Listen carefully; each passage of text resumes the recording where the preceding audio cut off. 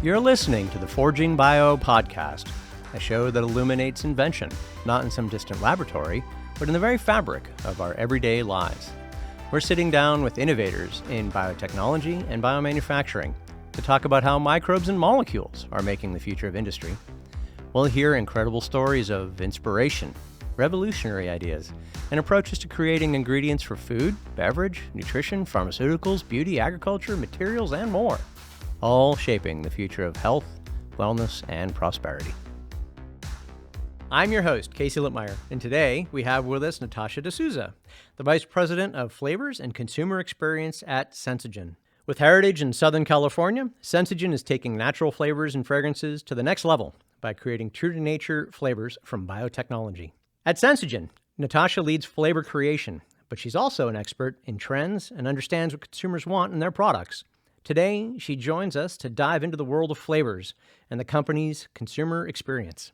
Hi, Natasha. How are you? I'm good, Casey. How are you? I'm excellent. So let's start with you giving our listeners a glimpse into your background and how your journey led to flavor innovation and sensory science. I know it's a mouthful. Yeah. I heard you say my title, VP of Flavors and Consumer Experiences. And usually when I introduce myself like that, people are like, what the hell do you actually do? Because it's such a mouthful. Because it's such a mouthful. Well, let me explain that a little bit. My journey actually started in consumer insights. So I'm academically trained as a food scientist. So I've got the training there. But the passion has always been in sort of the world is my lab kind of feeling. I always had this kind of innate curiosity for understanding what do consumers or people that buy products every day off the shelf, how do they feel? How do they think? And what makes them purchase what we put out for them, right? So that's my guiding light. That has always been my guiding light. And to be honest, and I'll probably share this with you today in all transparency, if you had asked me 3 years ago if I would do the two jobs that I'm doing today, combining flavors and consumer insights, I probably would have said no. But I came here to Sensegen and to our companies to start consumer insights with this passion of really understanding why we should launch the ingredients that we should launch. How do we connect with our customers? And 2 years into my role, I was offered the opportunity to also lead the flavors division. And at first, I was like, am I prepared for this? But now, sitting here today with you, I am so glad I said yes to that. Good. Because I've been able to, and at Sensegen, we've been really able to use the insights, use what consumers are telling us, really provide that human element into how we do our discovery, how we shape our innovation, the strategy. And in fact, the insights work has helped inform our marketing, our sales, and our innovation pipeline. So I am very, very fortunate. Even though it's so disparate, it might feel like there's one analytical side and one creative side, and you got to somehow connect them. I am very privileged to be able to do that in my role. I love talking to people that love their job. That's the best thing ever. I mean, we all take these meandering paths, I think, on our career journeys, and it's just nice to hear stories where people have ended up in a spot that they really enjoy. So this is inspiring. I think it's time to switch a little bit and talk about your newest innovation in product flavors. So I am this is where I need to admit to our listeners that I am a huge fantasy gaming nerd. I at one time in my life, I was a world-ranked World of Warcraft player. I've recently gone head over heels into Baldur's Gate 3. I host a Dungeons and Dragons game where I am the dungeon master every other Saturday. Oh my gosh. Yeah, I'm all about it. And so I offer all this as a preface just to talk about what you've been doing recently. You have this new portfolio of fantasy and gaming flavors. Is that right? Can you tell us a little more about that? I am so glad you asked, and I'm glad that you were vulnerable and told us a little bit about your gaming passion. So I might be calling on you to really test drive these flavors. I would love that. Yes, because, we always want to anchor ourselves into, are we doing this right? So yes, fantasy flavors.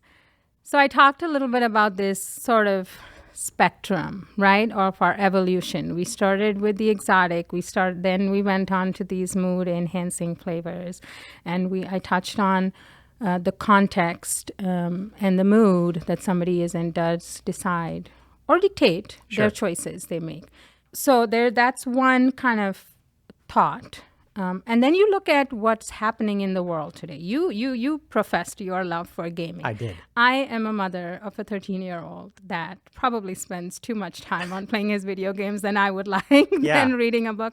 But that's who he is. Right. And well, I mean, I think video games these days are much more stimulatory than they used to be. I mean, I think it's not a time waster. I think it's actually an enhancement for a lot of kids. It is an enhancement, and you got to look at it that way, and you got to understand the culture. And you know, after all of us played games as kids, right? All of us are still playing games as adults. We're still playing games. We're still little children at heart, and it's too ironic, or I guess not right, that as soon as you use the word gaming, there's certain stereotypes that are associated with it. But with the growth of the gaming culture, I mean, you see it. I don't have to tell anybody this. You see it prevalent everywhere you go. Right. I mean, even LinkedIn announced 3 days ago that they're coming with games.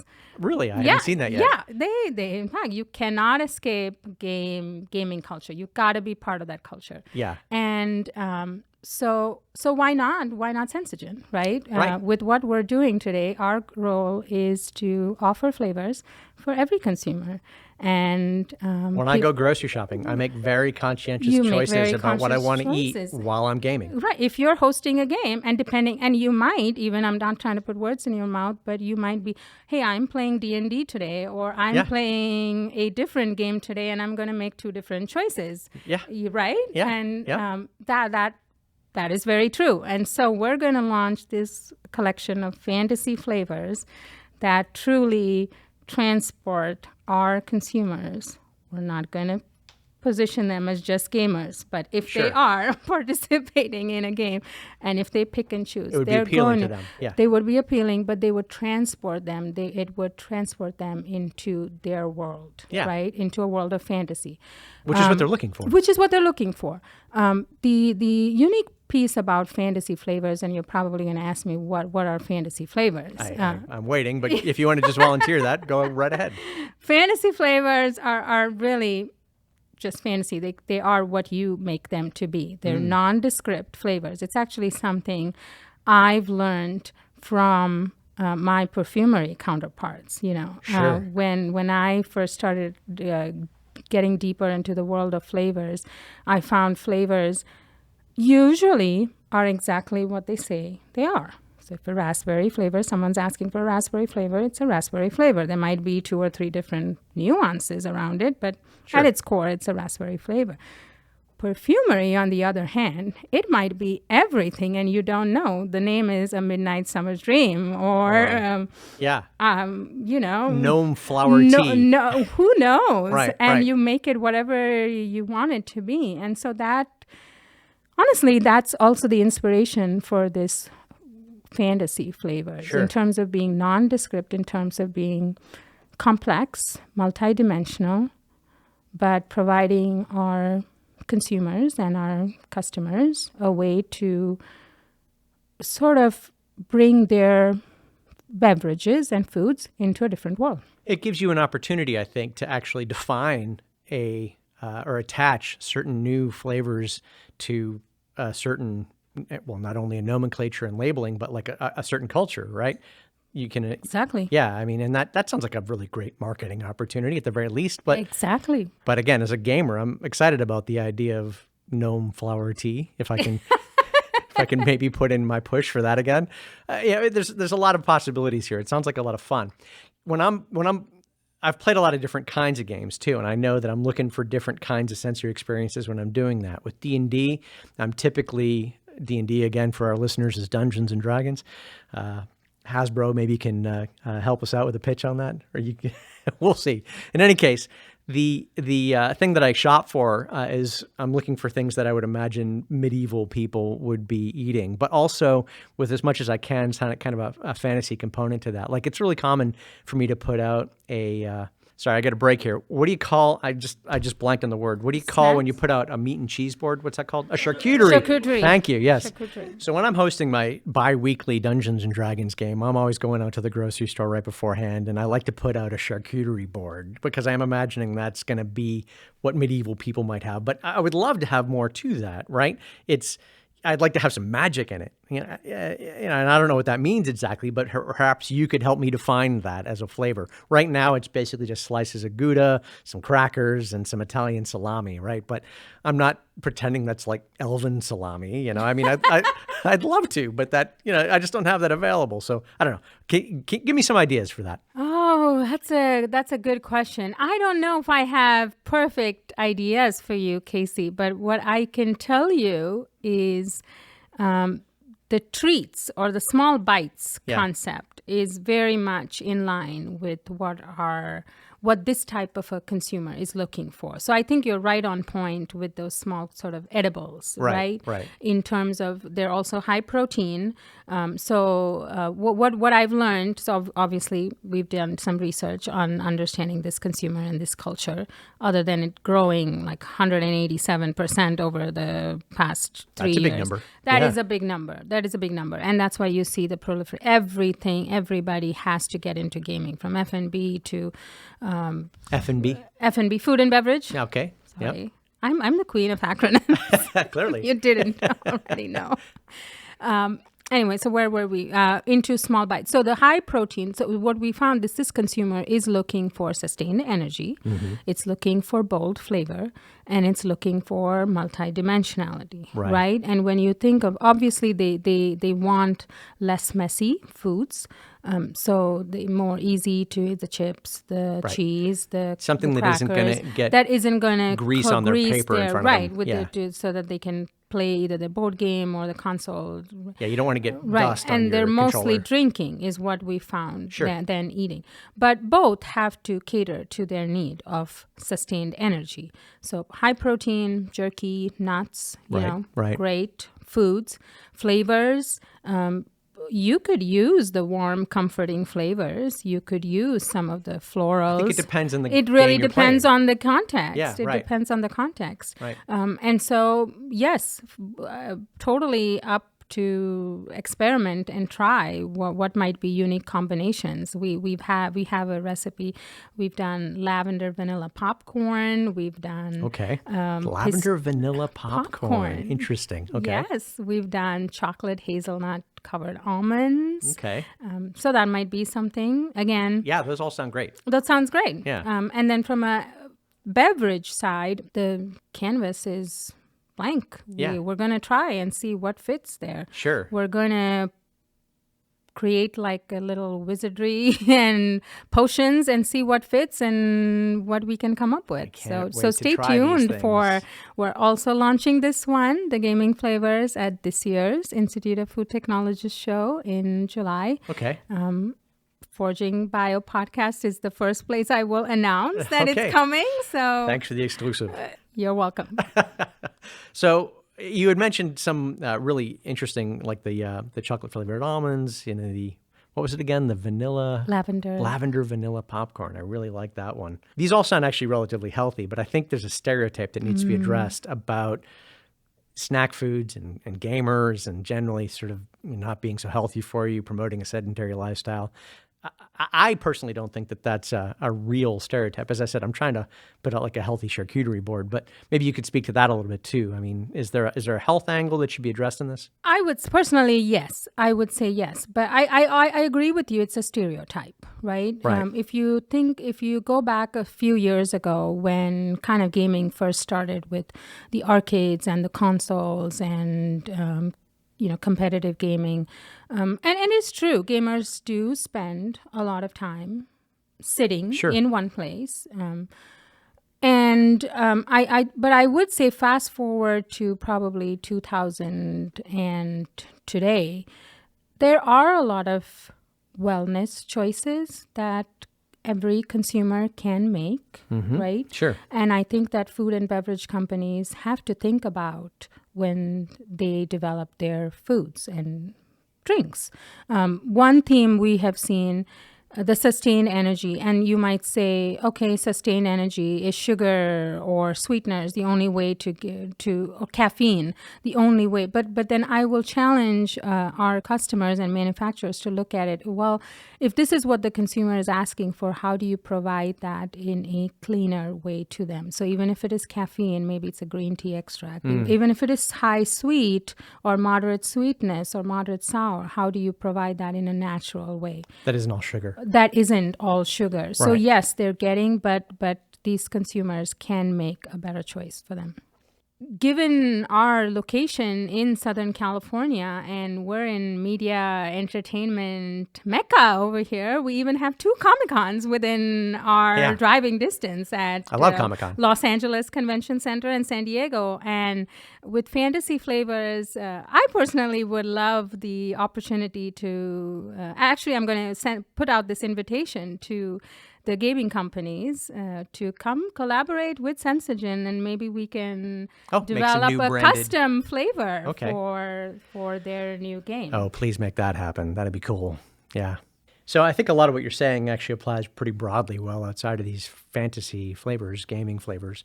And so maybe you could speak just a little bit about the landscape of consumer flavor trends evolving in the industry. So how are companies going to adapt maybe to capture a lot of these new opportunities? Another great question. And, when I kind of reflect on where flavors have been and where flavors are going, and I think I've alluded to a few themes in our 35 minutes here today. Flavors used to be seen as just providing a little aha to foods and beverages. Right? It was just another touch of, oh, this is raspberry, or this is covering up maybe some basic tastes or providing a dimension.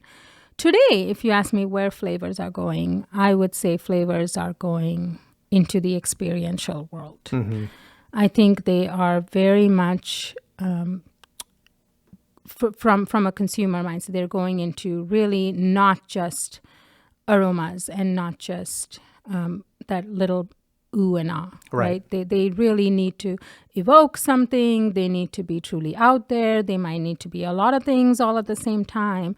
But from a technical standpoint, and this is what you see, the whole consumer today is just becoming more and more aware of how their food is made, where their food comes from, where the ingredients that go into their foods come from. Right. And so when you look at flavors, right, your start of having consumers ask the right question is like, well, where are my flavors coming from?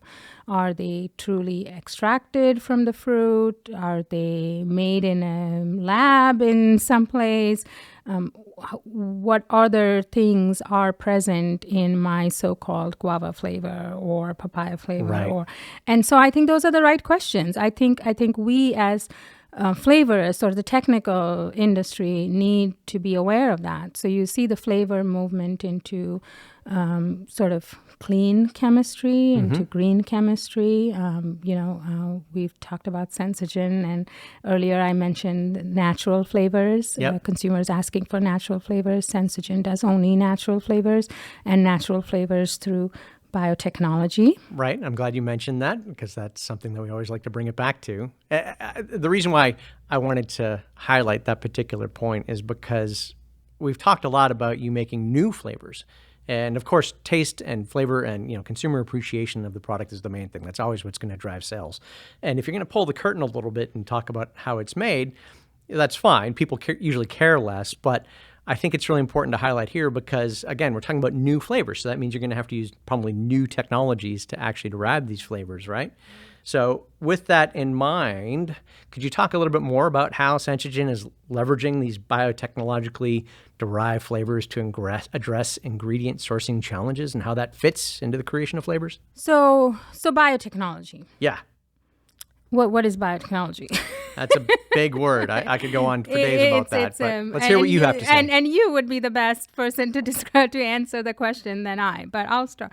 It's using biological processes outside than in the native context. Yep. So when we're talking about a plant system, outside of the plant system, in a viable format that allows us to deliver or create the same molecules that are responsible for these.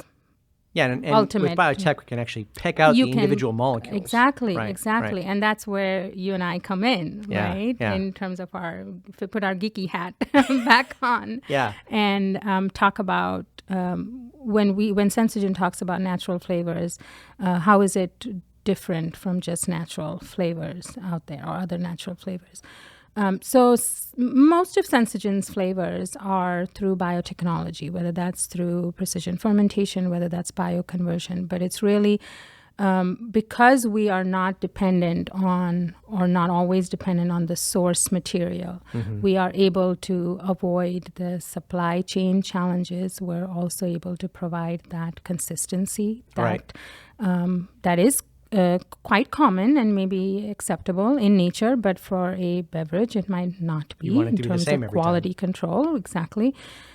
It also allows us to create novel things that might not otherwise be possible. Right. That might be such a minute amount, and that might not be available to my flavorist palette of ingredients. And through biotechnology, we're able to use that particular molecule to create a different dimension. Yeah, I'm glad you brought that out. I know I talk to a lot of old school chemists that like to make or have had a history of making what I'm going to call conventional flavors through conventional chemistry. And often when they start thinking about the new biotechnological ways to do it, they think it's to just make the same molecules that are already made by chemistry, but in a new, more sustainable way, which is true, but it's more than that, right? It's about being able to pick out those individual molecules and use those to make brand new flavors in a way that's actually more precise, right? I mean, we talked about precision fermentation. You invoked that word a moment ago, but it's also, I would maybe call it precision flavoring. Right? Right.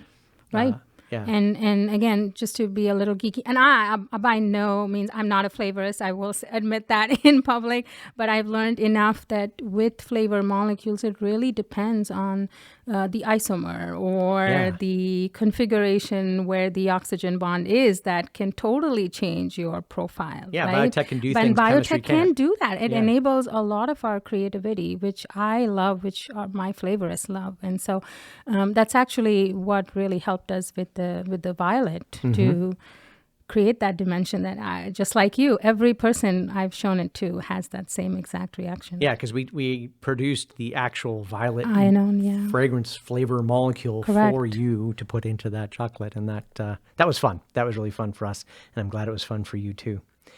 All right, so precision flavors. I like that I coined this word, but I just doubling down on the whole biotechnology aspect of this. There are, of course, things that I'm aware of that make it advantageous over other ways to make new kinds of flavors. And that's just that, as I said before, it's more sustainable, but it also gives you more year-round availability and there's ease of formulation. Again, if you can just pick out a single molecule, it makes a lot easier for you to formulate, I think, a new flavor than it would if you're using some complex extract from a whole botanical, right? Or some other kind of thing. So does that also lead to like a cost advantage for some of these kinds of flavors? Absolutely. I mean, if you think about, and this is probably two themes going into one, if you think about the number of fruits or flowers we would have to harvest, not only thinking about the supply chain and the agricultural risk, but just the sheer amount of raw product we would have to tap into to get the extracts, right? And if you think about biotechnology being able to create that one molecule that we need, the one you want, the one that we need and the one that we want in a larger amount than its natural form, definitely there are cost advantages. Right. So not only is it new, but it's potentially cheaper and more sustainable. So what is there not to like about all this? I can tell you one thing not to like about it. Yeah. I mean, I guess one other thing that I might add to it is that, it reduces the seasonality, the dependence on seasonality of different kind of crops, It does. And you see one thing I will add here is Sensegen was lucky it was coined or started on this mission, right? And if you look at how the traditional flavor industry is built, it is built on, I hate to use this word, but I'm going to use this word, on synthetic materials. Right. Right. And yes, there are natural versions of those, but traditionally it was built on synthetic aroma chemicals. Yeah, right. And, I mean, that's just how the technology evolved. This whole biotechnology and this whole consumer movement towards what's going into their food has pushed this whole movement. You see the intersection of the biotechnology companies with the traditional flavor houses. Yeah, it's a trend. Another trend. It is another trend, and we're aware of, and we're sort of at the forefront of it. So. Yeah. Well, Natasha, this has been a joyful discussion. I'm going to wish you and Sensegen much success with your new fantasy gaming collection. I'm really looking forward to all the new things that are going to come out of that personally, for my own personal consumption. All of my other fellow players at the D&D table are going to appreciate it as well. So we appreciate your leadership to understand what makes us feel good when we take our next bite of our favorite gaming snack or a sip of mood-boosting beverage. If our listeners would like to connect with Natasha DSouza and learn more about Sensegen's flavor portfolio, they can do so at sensegen.com, SENSEGEN.com. And thanks for tuning into this episode of Forging Bio. I've been your host, Casey Lippmeier. Visit our website at forgingbio.com, where you can listen to every episode and connect with our guests. Together, we're forging the future of biotechnology.